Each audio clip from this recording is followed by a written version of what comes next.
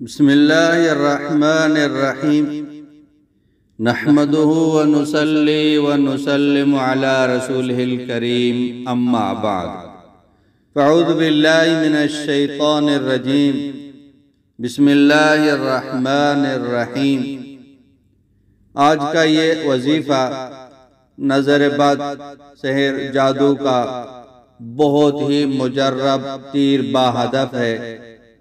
سلف صالحین کا یہ معمول رہا ہے، ہم بھی اس کو اپنے معمولات میں شمار کریں۔ حضرت کعب بن احبار رضی اللہ تعالیٰ عنہ فرماتے ہیں کہ اگر میں یہ دعا نہ پڑھتا تو یہودی مجھے جادو کے زور سے گدھا نعوذ باللہ بنا دیتے۔ دوسری روایت میں ہے کہ یا وہ مجھے کتا نعوذ باللہ بنا دیتے۔ یہ موطا امام مالک میں ہے۔ تو نظر بد، سحر ہو، جادو ہو، اس سے حفاظت کے لیے اس دعا کو اپنی زندگی کا معمول بنا لیں، اپنی نسلوں کو اس کو یاد کرائیں۔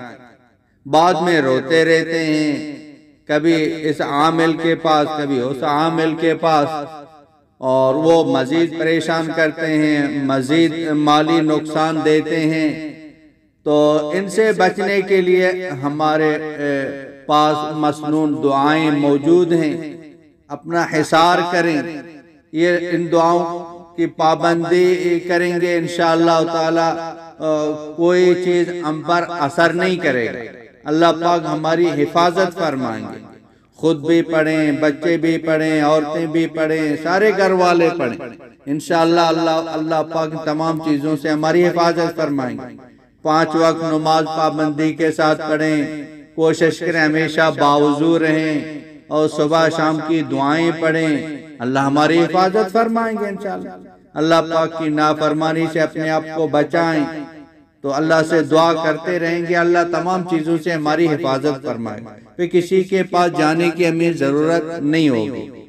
اور وہ وظیفہ یہ ہے، اعوذ بوجہ اللہ العظیم الذی لیس شیء اعظم منہ وبکلمات اللہ التامات التي لا يجاوزهن بر ولا فاجر وبأسماء الله الحسنى ما علمت منها وما لم أعلم من شر ما خلق وبرأ وذرأ۔